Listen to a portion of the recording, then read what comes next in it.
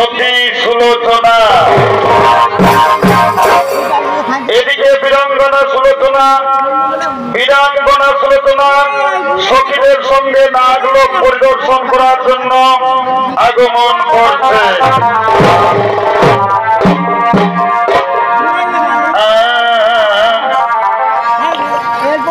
তোর পিরিতি লাগিয়া আমি আছি মতো চাহিয়া, তোর পিরিতি লাগিয়া আমি আছি মতো চাহিয়া, আশার আশায় দিন গেল চলিয়া রে, আশার আশায় দিন গেল চলিয়া, তোর পিরিতি লাগিয়া আছি মতো চাহিয়া, তোর পিরিতি লাগিয়া আছি মতো চাহিয়া, আশার আশায় দিন গেল চলিয়া রে, আশার আশায় দিন গেল চলিয়া।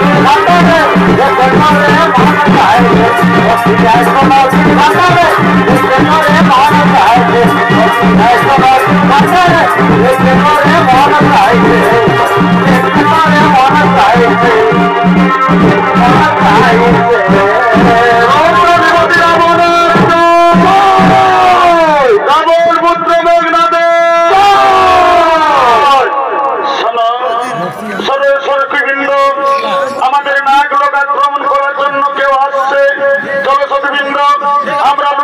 নাকি দেখি কে দেবী পুরুষ আমাদের এই নাগগুলো আক্রমণ করার জন্য আসছে।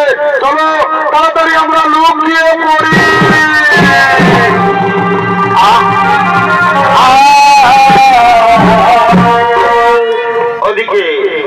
ওদিকে মেঘনাথ নাগ লোক আক্রমণ করার জন্য সমস্ত সৈন্যদেরকে নিয়ে নাগ লোকে আগমন করছে।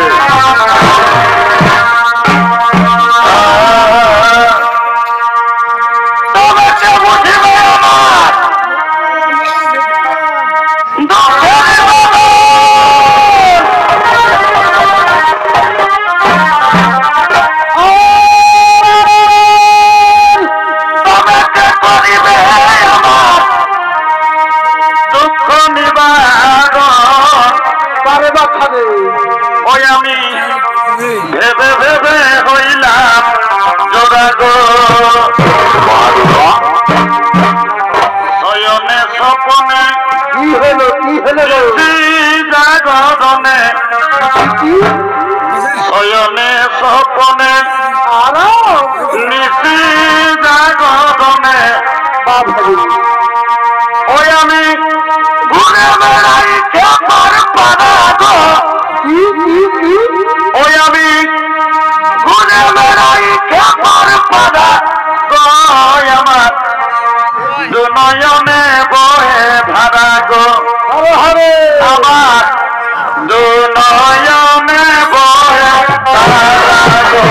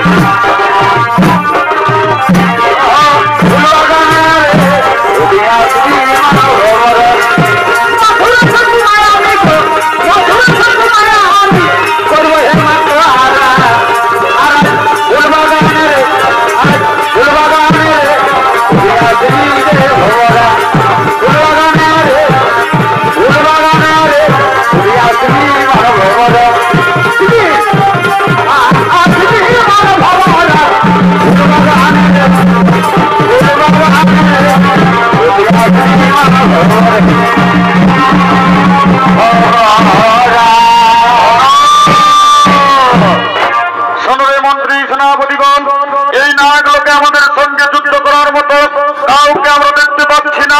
সবাই মনে হয় আমাদের ভয়ে পালিয়ে গেছে। কিন্তু সাবধান সাবধান সৈন্যগণ, শত্রুকে কখনো নির্বল ভাবা উচিত নয়। লুকিয়ে থাকা শত্রু হঠাৎ করে আমাদের উপর আক্রমণ করতে পারে। সাবধান রাক্ষস কুমার, সাবধান। যুদ্ধের জন্য প্রস্তুত হয়ে যাও। যুদ্ধ করে দেখিয়ে দেবো আমরা দুর্বল নই।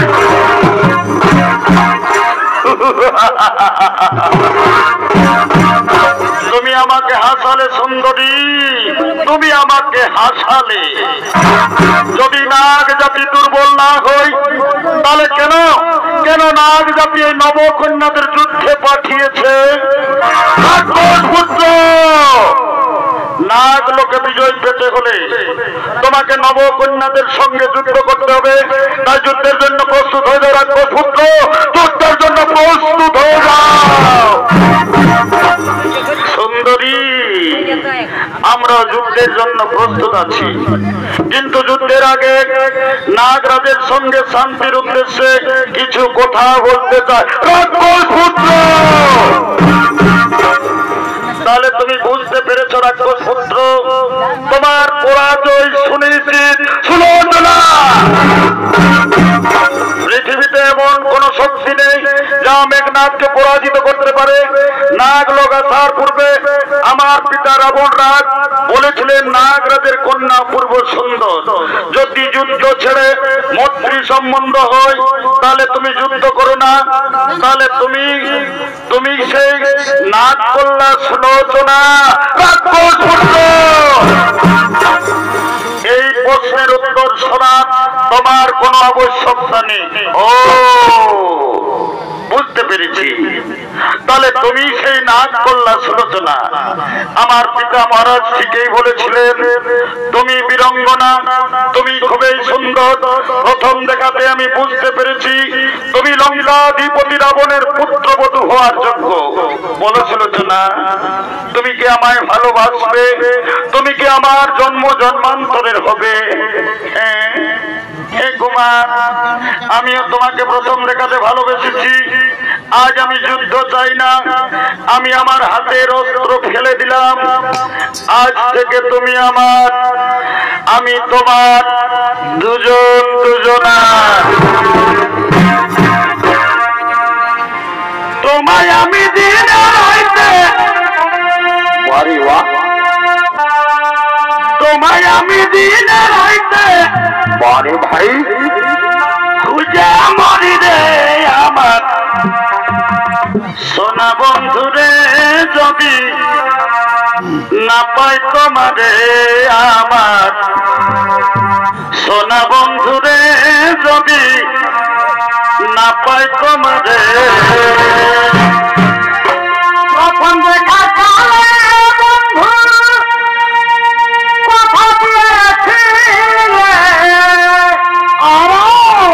প্রথম দেখার বন্ধু তুমি কথা দিয়েছিলে,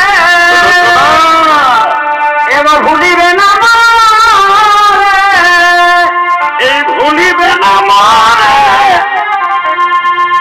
তুমি জীবন গেলে আমার সোনা বন্ধুরে। যদি না পাই তোমারে আমার সোনা বন্ধুরে, যদি না পাই তোমারে।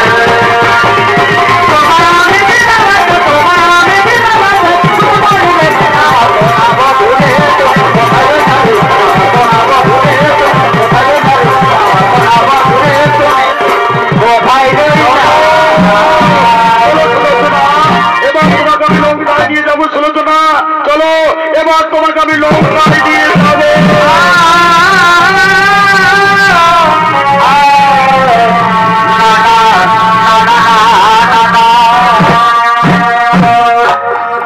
দর্শক মন্ডলী, আপনারা সকলেই জানেন কইকেয়ী বিড়ম্বনায় রামচন্দ্রের 14 বছর বনবাস হয়।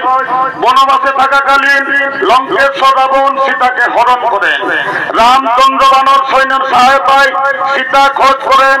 রামচন্দ্র বানর সৈন্য নিয়ে লঙ্কায় যান এবং শুরু হয় রাম রাবণের মহাযুদ্ধ।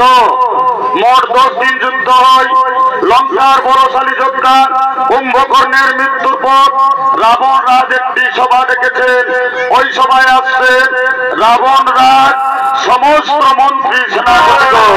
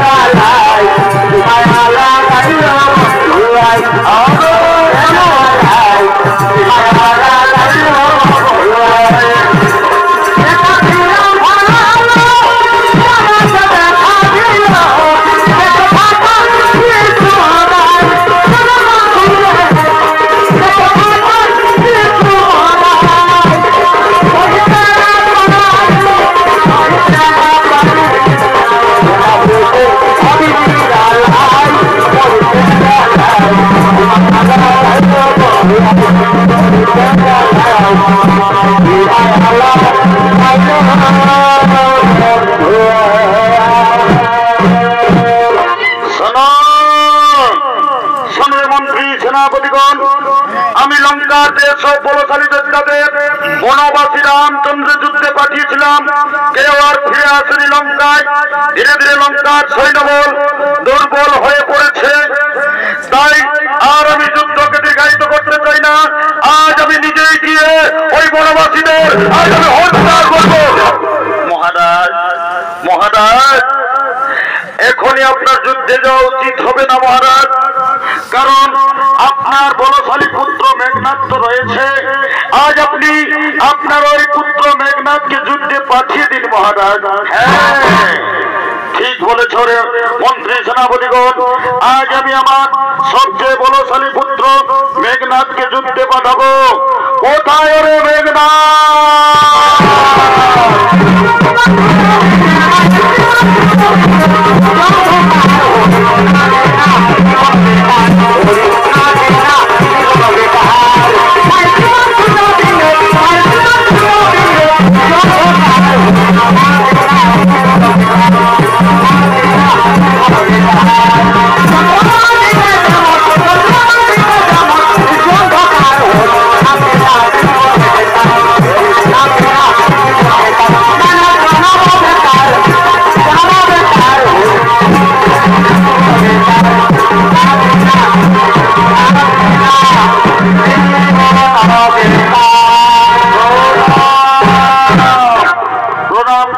পাকে চরণে।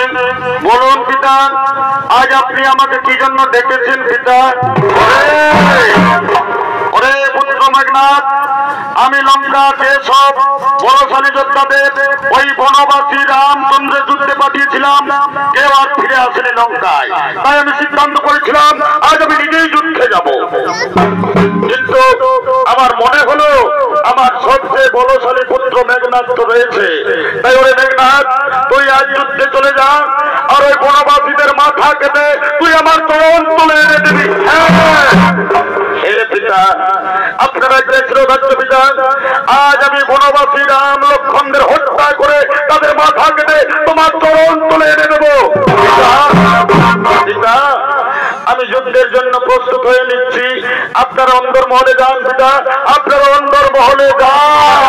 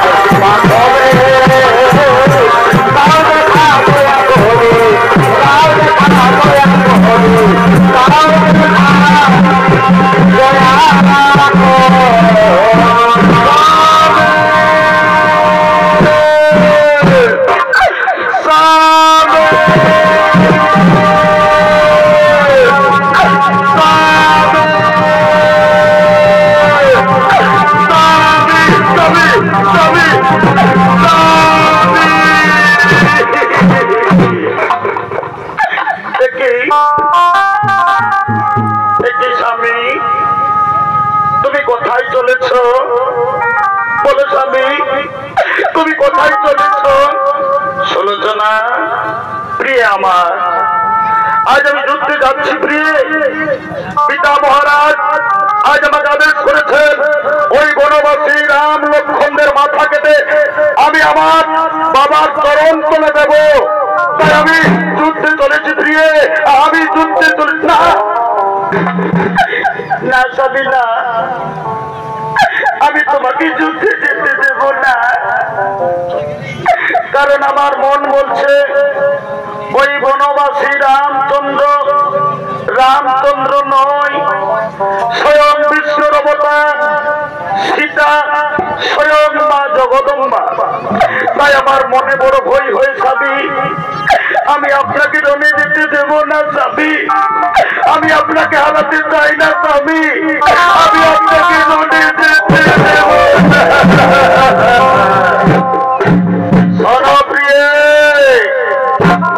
রামচন্দ্র যদি স্বয়ং বিষ্ণুর অবতার হয়, তাহলে আজ মেঘনাথের হাতে তাকে কেউ রক্ষা করতে পারবে না।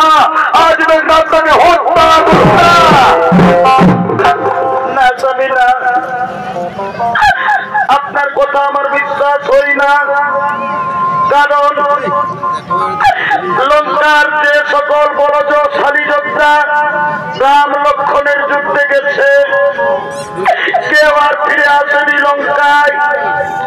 সবাই ঘুমিয়ে পড়েছে কালের কবলে। তাই আমি তোমাকে হারাতে চাই না স্বামী, আমি তোমাকে যুদ্ধে যেতে দেব না স্বামী, তোমাকে আমি যুদ্ধে যেতে দেব। শোনো সুলোচনা, শোনো প্রিয়ে, আমাকে কেউ মারতে পারবে না। আমাকে মারতে পারবে যে 14 বৎসর অনাহারে, যে 14 বৎসর ঘুমায়নি, যে 14 বৎসর নারীর মুখ দর্শন করেনি, এমন বীর পুরুষ আমি রাম লক্ষ্মণদের দলে কাউকে দেখতে পাচ্ছি না। তাই তুমি ভয় করো না প্রিয়ে, তুমি আমাকে হাসি মুখে বিদায় দাও। শোনো প্রিয়ে, তুমি আমার জন্য বিজয়ী মালা গেঁথে রাখবে। আমি যুদ্ধে জয়ী হয়ে আমি তোমার কাছে সর্বপ্রথম আসবো। তুমি আমাকে বিজয়ী মালা পরাবে।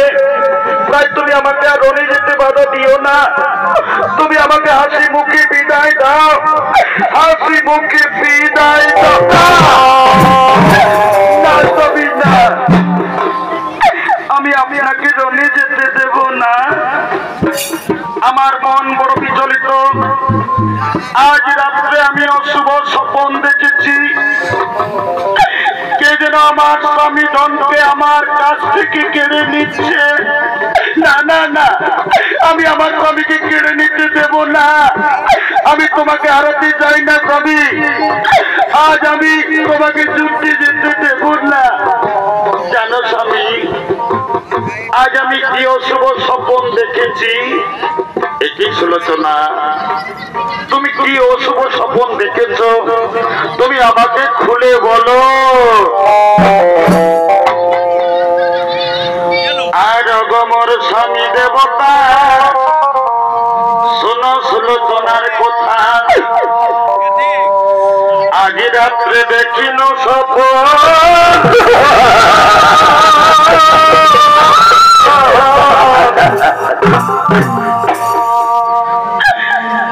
আমাদের লঙ্কায় বুঝি ভূতে এসেছে, আমার স্মৃতির সিঁদুর কেড়ে নিচ্ছে, আরো কেড়ে নিচ্ছে আমার হাতের লোহা। আমার শ্বশুরের এমন দশা দেখি, করজোড়ে গাধার উপর আছেন বসি, শূন্য হেরি শাশুড়ির মার গো।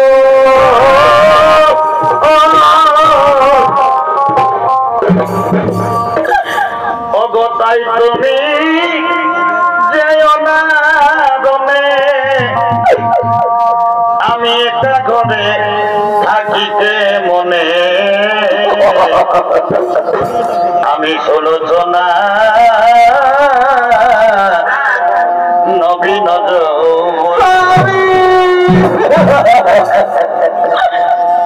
রনে না দিব, রনে না দিব, না দিব তোমায় যেতে।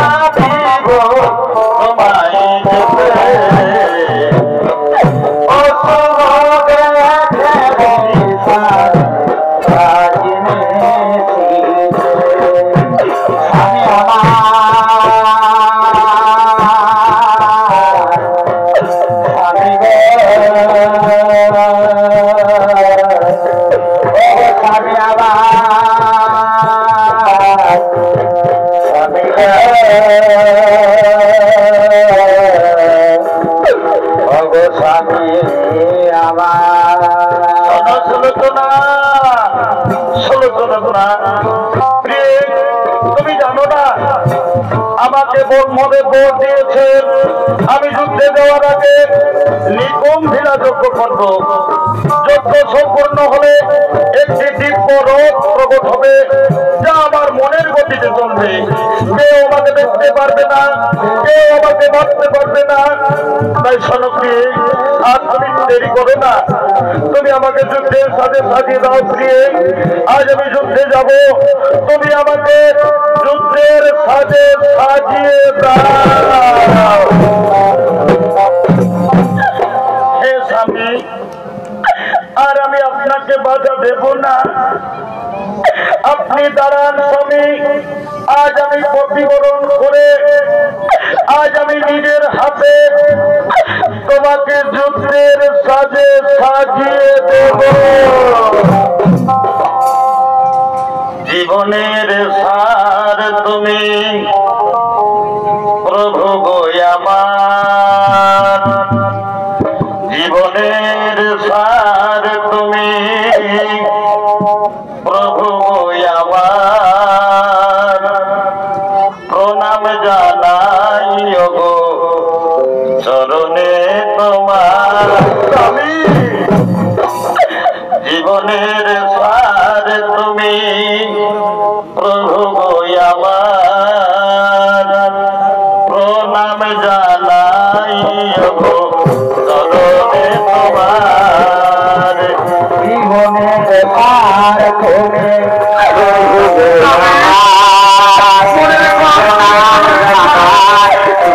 আমার বিজয়ী বাবার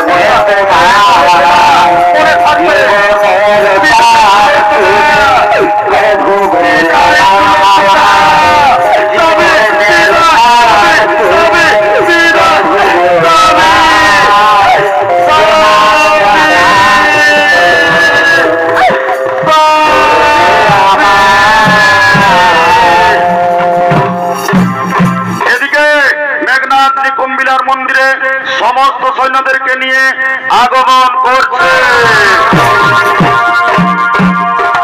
মন্দির মন্দির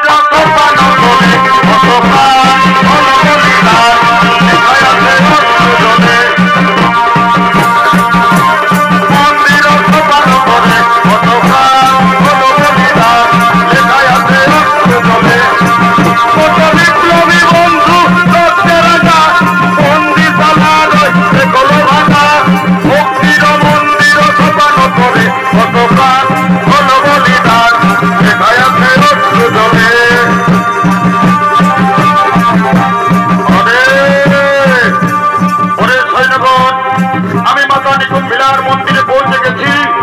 এবার আমি মাতা নিকুম্বিলার মন্দিরে যজ্ঞ আরম্ভ করব। তোমরা যেন সজাগ থেকো, কেউ যেন প্রবেশ করতে না পারে নিকুম্বিলা মাতার মন্দিরে। হ্যাঁ প্রভু, আপনি নিশ্চিত করে যজ্ঞ আরম্ভ করুন। আমরা সজাগ রয়েছি, কাউকে প্রবেশ করতে দেব না নিকুম্বিলার মন্দিরে।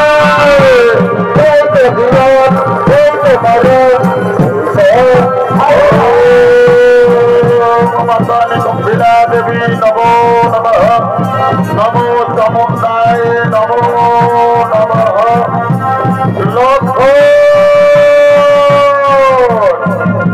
লক্ষণ, ওই দেখো ভাই, মেঘনাথ যজ্ঞ আরম্ভ করেছে, যজ্ঞের ধোঁয়া উঠছে। সুগ্রীব, হনুমান, তোমরা যাও তাড়াতাড়ি, যজ্ঞকে লন্ড ভন্ড করো, যজ্ঞকে লন্ড ভন্ড করো। হ্যাঁ, তাই হবে, তাই হবে।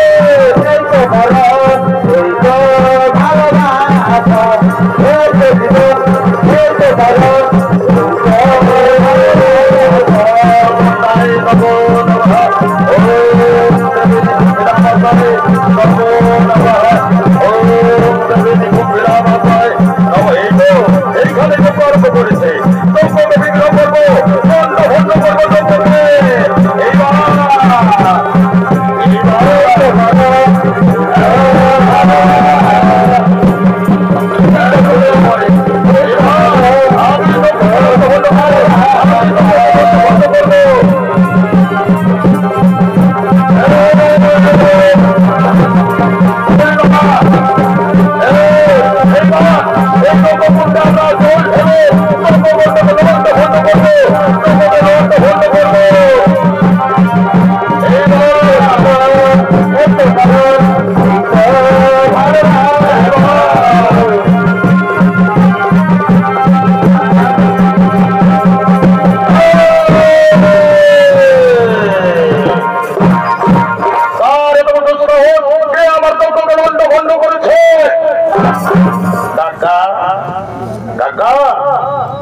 বিভীষণ কাকা, তুমি এসেছো।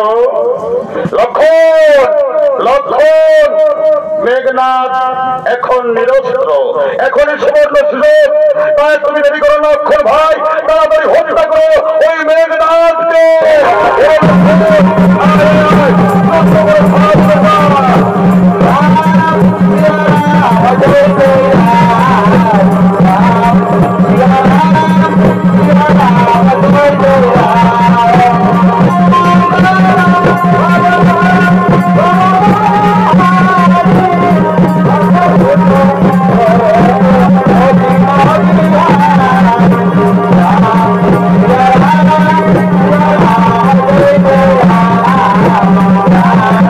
Yeah.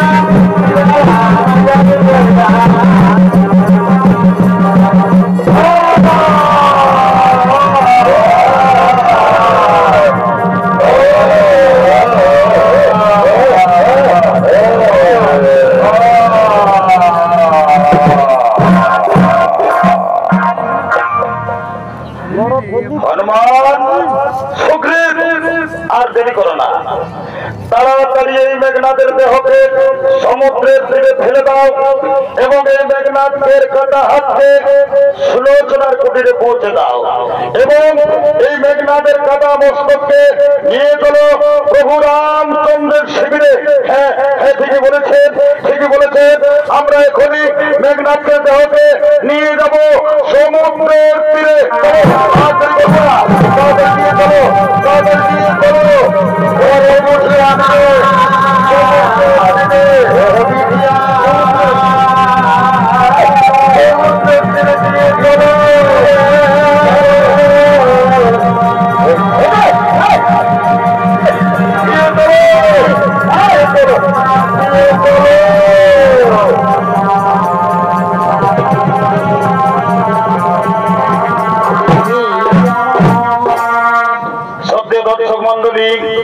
মেঘনাথ রনে গেছেন, সুলোচনার মন বড় চঞ্চল, স্বামী যুগ দেখেছে, তাই সুলোচনা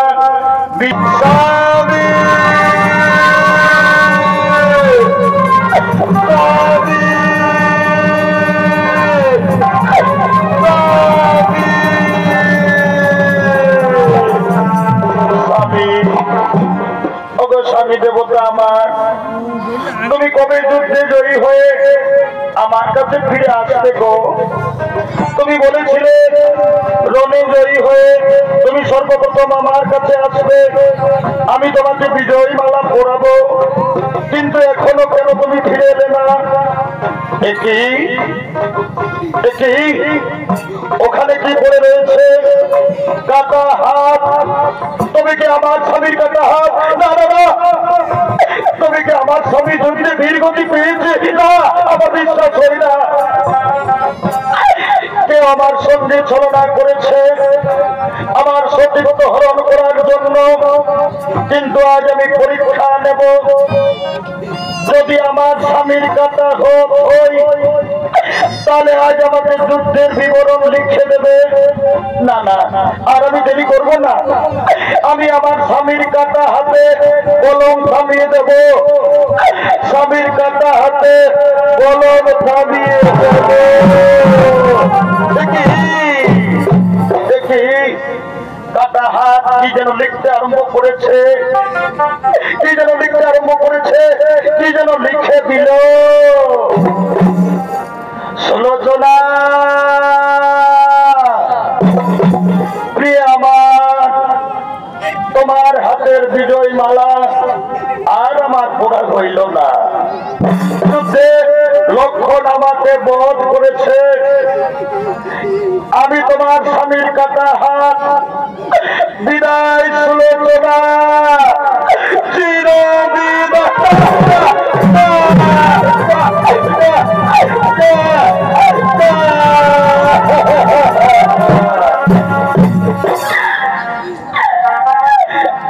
না সাবিনা, তুমি আমাকে ছেড়ে যেতে পারো না। কেন তুমি আজ আমাকে ছেড়ে চলে গেলে? তুমি বলেছিলে কেউ আমাকে যুদ্ধে পরাজিত করতে পারবে না, তবে কেন তুমি আজ নিজেই মৃত্যুর কোলে ঘুমিয়ে পড়লে? কেন তুমি আমাকে ছেড়ে চলে গেলে? কেন আমাকে মুখ ফিরিয়ে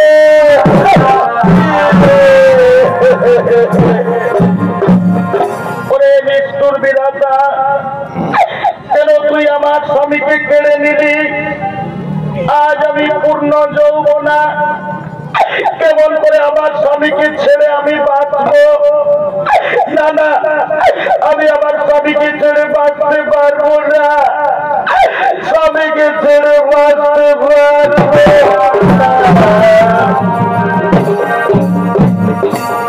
আমি রমণী জন্ম,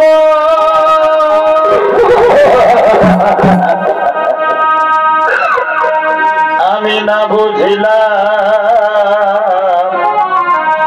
এই স্বামীর মরম।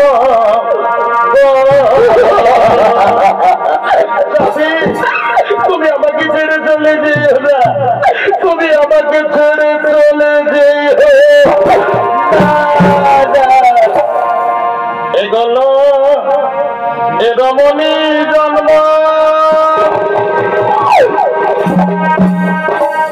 আমি না বুঝিলাম এই স্বামীর মর্ম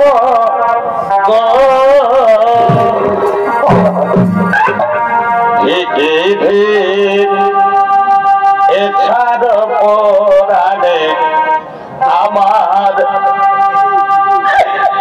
এছাড় পরাণে দারুণ বিধিরে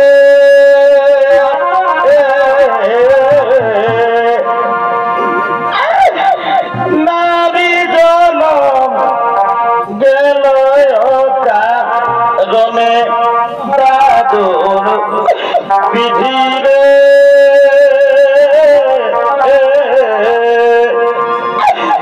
নারী জনম গেল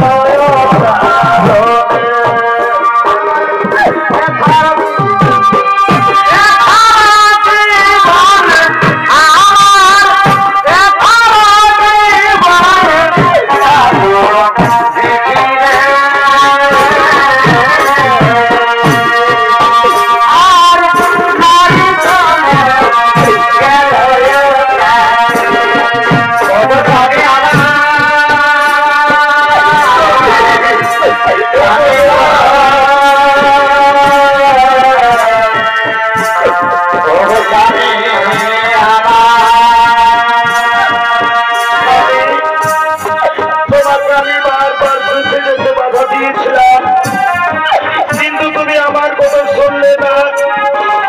তুমি আমাকে বলেছিলে বিজয় মালাকে রাখবে, আমি তোমার হাতের বিজয় মালা পরবো, কিন্তু কেন তুমি ফিরে এলে না? কেন চিরতরে গরমের মতো আমাকে ছেড়ে চলে গেলে? আমি তোমাকে ছাড়া বাঁচতে পারবো না, আমি তোমাকে ছেড়ে বাঁচতে পারবো না, তোমাকে ছেড়ে বাঁচতে পারবো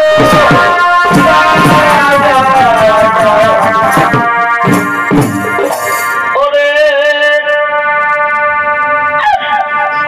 মায়ার একটা মানুষ ছিল, আজ বিয়া গেল ওরে মায়ার একটা মানুষ ছিল, আজ বিয়া গেল ফাঁকি ছিন্ন করল ঘরের বন্ধ। ওরে তো ভালো পয়সা তবু আমি পাইলাম না তোর ছিন্ন করল ঘরের বন্ধ। ওরে এত ভালো পয়সা তবু পাইলাম না তার এত জ্বালা দিল প্রাণে আমি না বুঝে তার আশায় থাকি। মায়ার একটা মানুষ ছিল, বিয়া গেল ফাঁকি। মায়ার একটা মানুষ ছিল, বিয়া গেল ফাঁকি।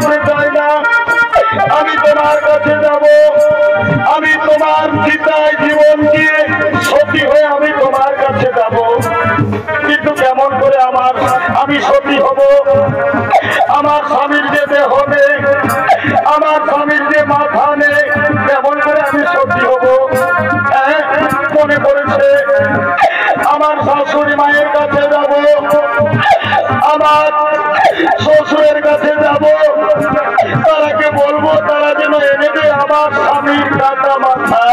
না না, আর আমি দেরি করবো না। শাশুড়ি মা,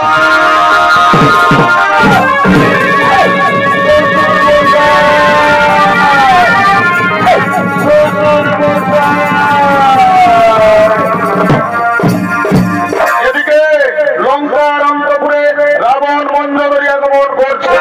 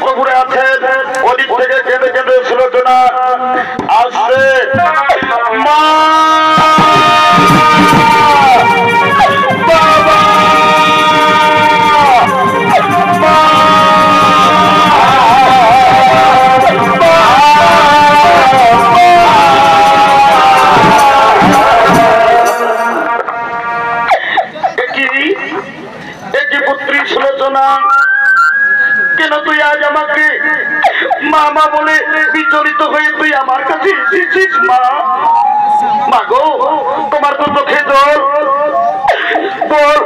বলো সুলোচনা, আমার পুত্র মেঘনাথ কি সকুশল যুদ্ধ করে ফিরে এসেছে? মা, বললাম মা, আমার পুত্র মেঘনাথ কি যুদ্ধ করে ফিরে এসেছে? মা, ওগো মা, তোমার ছেলে আর বেঁচে নেই। মা, তোমার কোল শূন্য করে আমাকে চিরজীবনের মতো ছেড়ে রণে বীর গতি পেয়েছে। মা, এই দেখো, এই দেখো মা, আমার স্বামীর কাটা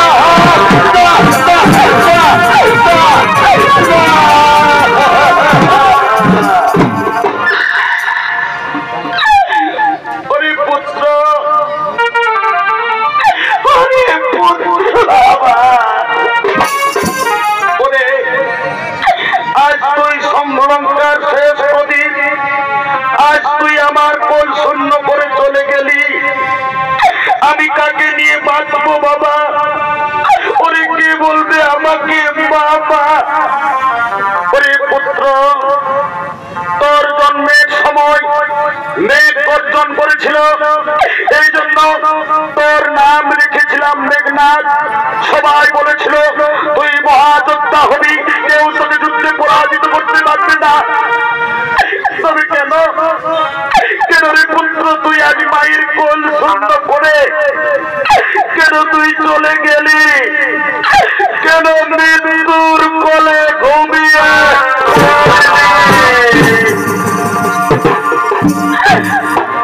আর মা বলিয়া একবার ডাকবে?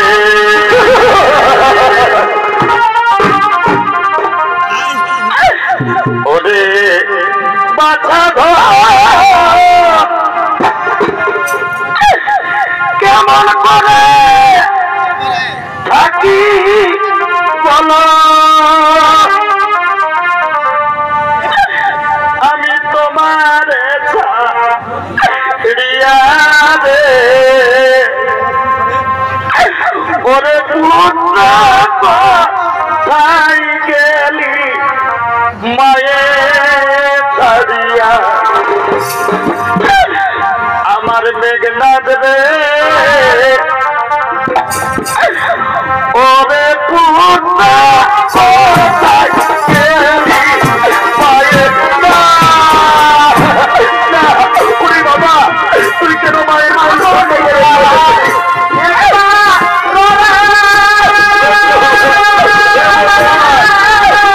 আমার ছেলেকে কেড়ে দিলে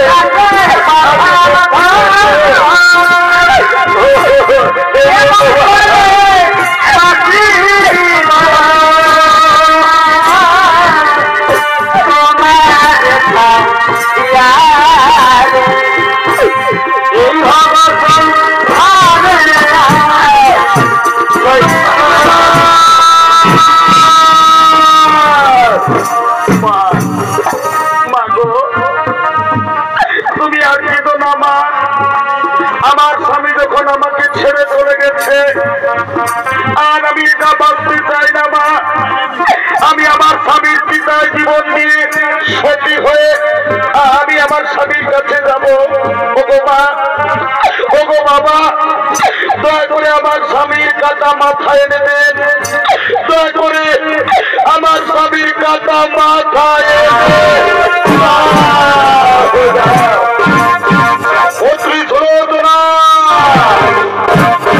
রাবণ কখনো ভিখারি রাম লক্ষ্মণের কাছে মাথা নিচু করবে না তোমার যদি মাথার প্রয়োজন তুমি নিজেই গিয়ে তোমার স্বামীর মাথা চেয়ে নাও আর আমি যুদ্ধকে দীর্ঘায়িত করবো না আজ আমি যুদ্ধে গিয়ে রাম লক্ষ্মণদের হত্যা করে আমি ফিরে আসবো না আমি ফিরে আসবো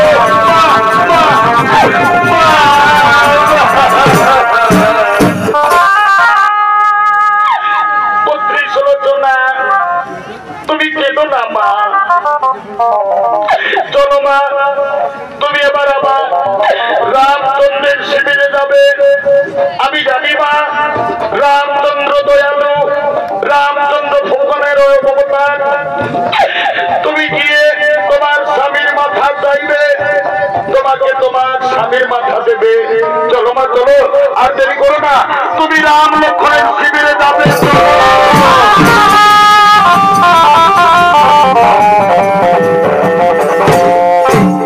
এদিকে লঙ্কায় রামচন্দ্রের শিবিরে রাম লক্ষ্মণ সুগ্রীব ভীষণ আগমন করছে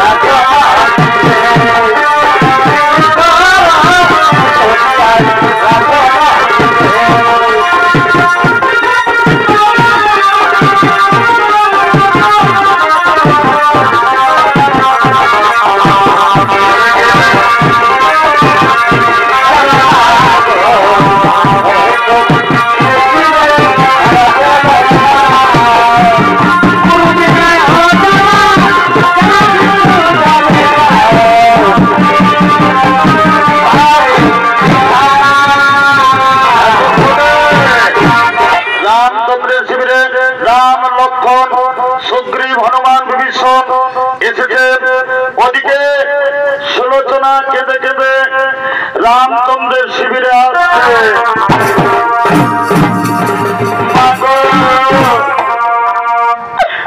ও আপনি যে হারায়ে যায় মাগো, ও আপনি যে হারায়ে যায় বলো মাগো আমি বাঁচিব কেমনে, বলো মাগো আমি বাঁচিব কেমনে, আধারে জড়ি দোকানায় পথ যে হারায়ে যায় মাগো, পথ যে হারায়ে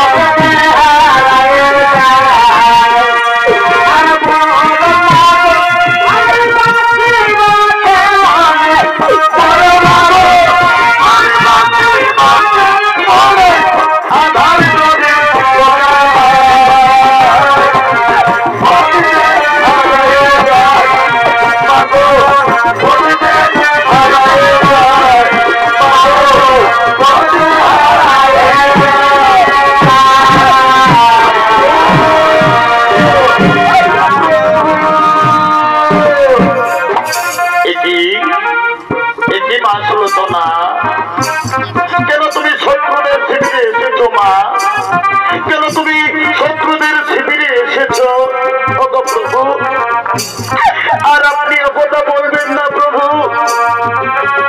আর আপনি ওই কথা বলবেন না প্রভু। আপনার ভাইয়ের রণে আমার স্বামী আমাকে ছেড়ে চিরজীবনের মতো চলে গেছে, আমি পূর্ণ যৌবনা নারী, আমি আর এটা থাকতে চাই না, আমি আমার স্বামীর চিতায় জীবন নিয়ে আমি আমার স্বামীর কাছে যেতে চাই, আমি সতী হতে চাই, আমার স্বামীর মস্তক দিন প্রভু, আমি সতী হতে চাই।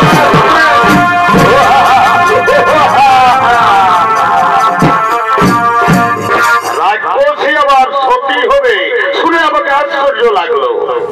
শোনো সুলোচনা, যদি তুমি সতী হতে চাও, তুমি যদি তোমার স্বামীর চিতায় জীবন দিতে চাও, তাহলে আমরা কেমন করে বিশ্বাস করব? তাই তোমাকে আমাদের শিবিরে তোমার সতীত্বের পরীক্ষা দিতে হবে। যদি তোমার স্বামীর কাটা মাথা যদি হাসতে পারে, তাহলে আমরা বুঝবো তুমি সত্যি সত্যি। হে প্রভু, হে প্রভু, হে ভগবান, সত্যি যদি আমি স্বামী ভক্তি করি, আমি যদি স্বামী পরায়ণা নারী হই, তাহলে হে স্বামী দেবতা, আজ তোমার প্রিয় সুলোচনার মহা সতীত্বের পরীক্ষার দিনে আজ আমি তোমার মুখ থেকে একবার হাসি শুনতে চাই। সতীত্বের মান রক্ষা করো স্বামী দেবতা, হেসে উঠো।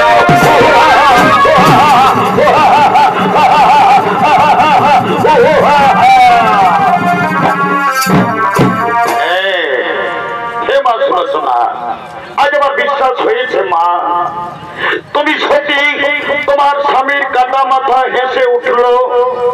এই নাও মা, এই নাও তোমার স্বামীর কাটা মাথা, এই নাও তোমার স্বামীর কাটা মাথা। ওগো মা, তুমি একাকিনী নারী, চলো মা, আজ আমরা সমুদ্রের তীরে তোমাকে চিতা সাজিয়ে দেব, সেই চিতায় ঝাঁপ দিয়ে তুমি তোমার স্বামীর সঙ্গে সতী হবে মা। চলো মা, তোমার স্বামীর চিতা আমরা তৈরি করে দেব। রঘুপতি রাঘব রাজা রাম পতি